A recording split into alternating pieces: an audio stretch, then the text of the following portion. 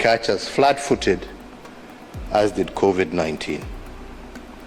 This, I believe, ladies and gentlemen, is an opportunity for you to discuss ways and means of how we can be better prepared to face any new pandemic that may arise in the future. And again, I emphasize that it is a matter of if, it is a matter of when, not if. And also as Africans, not to wait for others to come to our rescue. As I told you, our excitement when we watched CNN, BBC, and everybody else celebrate these new vaccines that were being rolled out. But as we were celebrating watching the TV, none of this was coming to us. So my friends, any future pandemic that comes, don't think anybody out there is going to come and look up. They'll look after themselves first.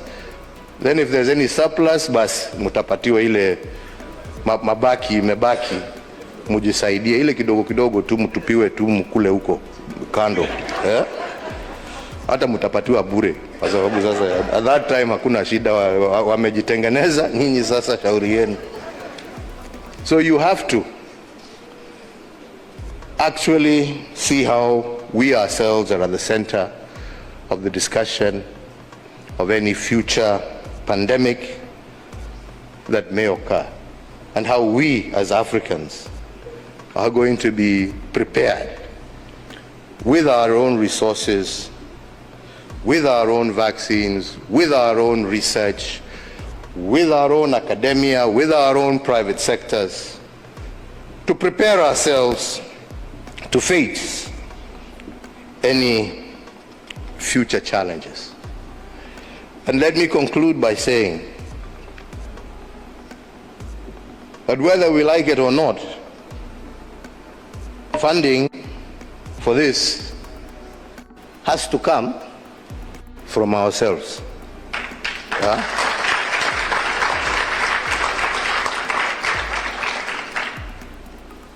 It has to come from ourselves, because we have to begin to reprioritize what is important for us as Africans on the continent, and where should our resources go. And towards that end, to remember the amount of resource we waste killing each other. When you see the devastation caused across this continent by the many unnecessary wars, Sudan, DRC, all across the Sahel, all across the continent, we have actually lost more people to bullets fired by Africans on Africans than we actually lost to the coronavirus. And we have actually spent more buying those bullets to kill ourselves than we have actually spent on protecting our health and our societies. So an end to war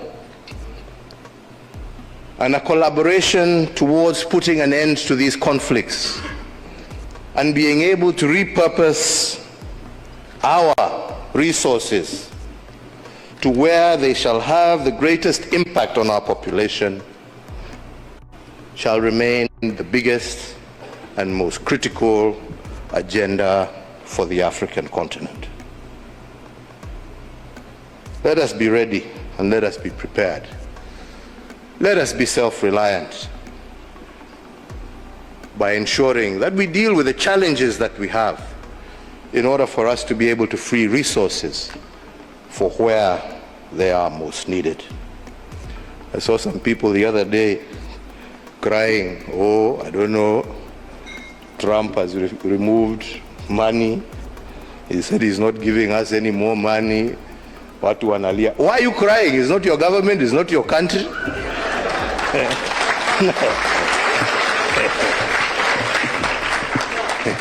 He has no reason to give you anything.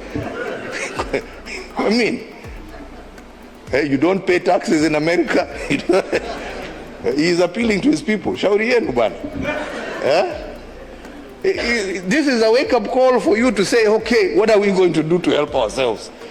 Instead of crying, tujiulize, what are we going to do? Haya, ametoa hiyo pesa, sasa tutafanya namna gani jameni? What are we going to do? To support ourselves. Because nobody is going to continue holding out a hand there to give you. It is time for us to use our resources for the right things. We are the ones who are using them for the wrong things. The bullets and the guns we buy, we're not given for free. We buy them. And we're not buying them to go and fight wars off our shores. We are fighting our own people. Hapa too. Brother killing sister, sister killing brother. Over stupid things. Let us work together to bring an end to all of that and to focus ourselves on those issues that really matter for our people. I thank you very much.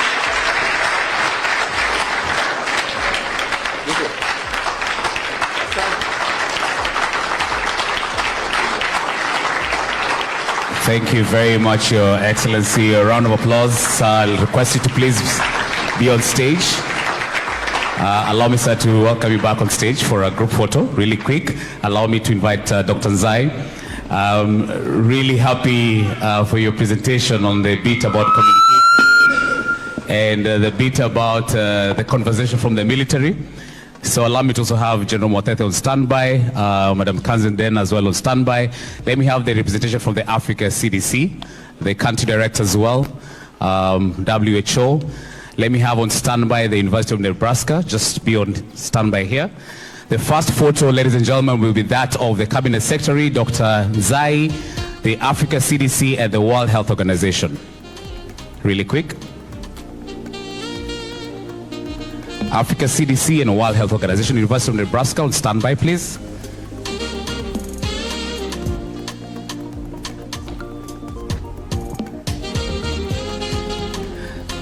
All right, there we have it. Let's give them a round of applause, ladies and gentlemen. Thank you so much. Thank you very much. Okay, I will excuse the WHO team and the Africa CDC team and still have on stage Dr. Nzai and the Cabinet Secretary. Let me have the University of Nebraska. University of Nebraska. University of Nebraska team, please come on stage.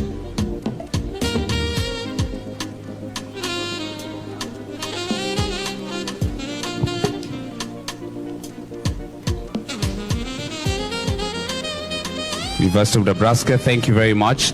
Sponsors and partners, one